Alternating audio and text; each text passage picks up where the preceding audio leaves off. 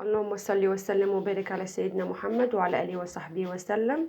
فيديو جديد معاكم حبايبي. النهارده هنعمل مع بعض. النهارده احنا دخلنا على طول كده بعد ما قلت ازيكم حبايبي. هنعمل مع بعض النهارده عجينه البقلاوه من اول العجينه لحد ما تخرج صينيه من الفرن، وبناكلها مقرمشه كده سواء بشربات او عايزه تعمليها حادقه محشيه جبنه او لحمه مفرومه.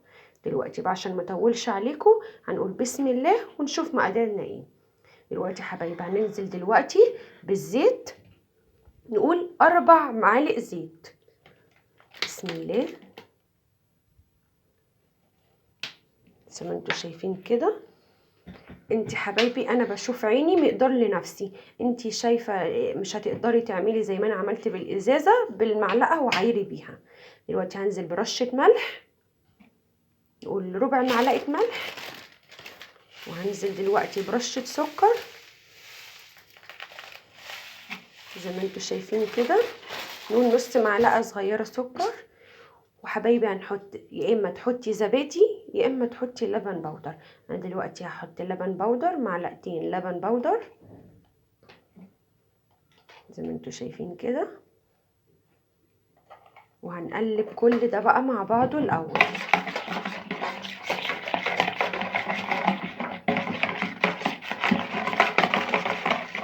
زي ما انتوا شايفين كده بدوب كل المكونات اللي انا نزلتها دي مع بعضها، اللي هي 4 معالق زيت، معلقتين لبن بودره، رشه ملح، نقول ربع معلقه صغيره ملح، ونص معلقه صغيره سكر.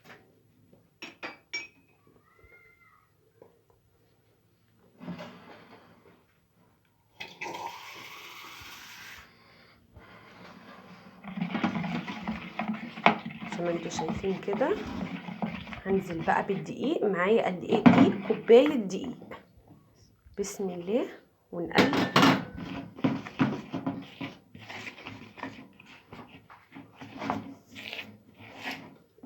هنزل دلوقتي بقى بالميه كده حبه حبه.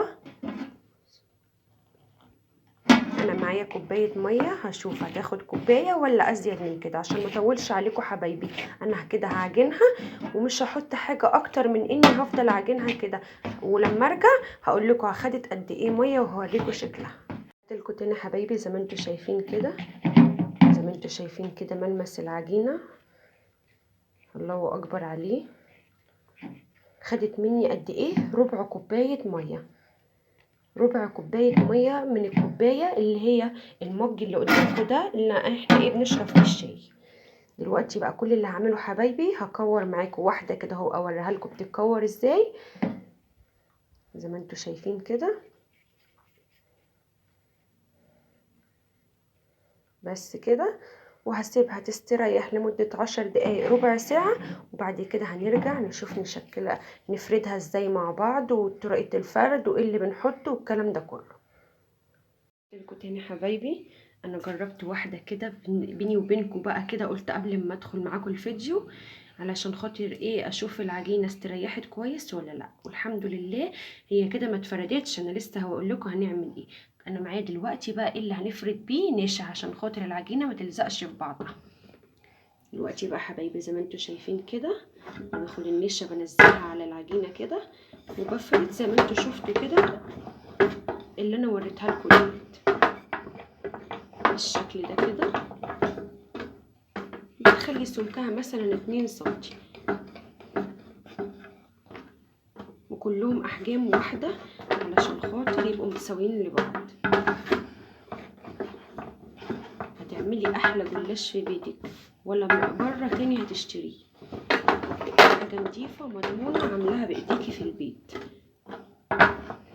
وما خدش مننا وقت ولا خد اي شغلانه حتى ولا اي كلام. انا دلوقتي عملت ايه؟ حطيت شويه نشا هنا فوق العجينه دي علشان خاطر احط التانية عليها، وهكمل بقيتهم كلهم بنفس السيستم، وهنرجع تاني نشوف هنكمل ايه مع بعض. تاني حبايبي زي ما انتوا شايفين كده، انا دلوقتي فردته زي ما انا وريته لكم، ودلوقتي فردته كده تاني لما استريح اكتر بالشكل اللي انتوا شايفينه ده كده. ما تخافوش مش هينشف، احنا اللي عاملينه بايدينا ضامنين هنعمله ازاي. دلوقتي يا حبايبي الصينيه على قد المقاس اللي انا هعمله 24 26 على حسب اللي عندك، وحطيت فيها سمنه. وديت يا حبايبي الحشو اللي احنا هنحشي بيه زي ما انت عايزه بقى. الحشو ده حلو تعمليه حادق زي ما انت عايزه، ده بندق ولوز وجوز هند وزبيب زي ما انت عايزه بقى تحشيها حلو حادق زي ما انت عايزه براحتك.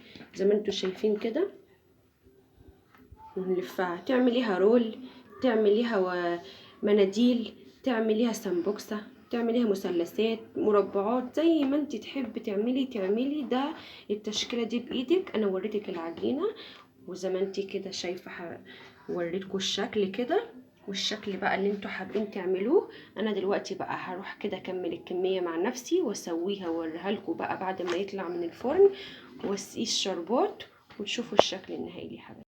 ورجعت لكم تاني حبايبي، زي ما انتوا شايفين كده بعد ما الجلاش خرج من الفرن القرمشه بتاعته، سامعين ولا الطعم بقى؟ دي مش اول صينيه.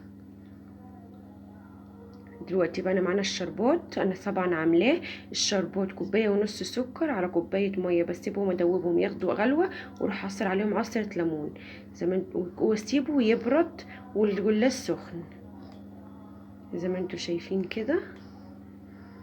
بقى ننزل عليه كده ويا سلام بقى على الطعم والشكل. انا كده حبايبي اتمنى يكون الفيديو بتاعي عجبكم النهارده، ولو عجبكم الفيديو حبايبي ما تنسوش الاشتراك ولايك. السلام عليكم ورحمة الله وبركاته.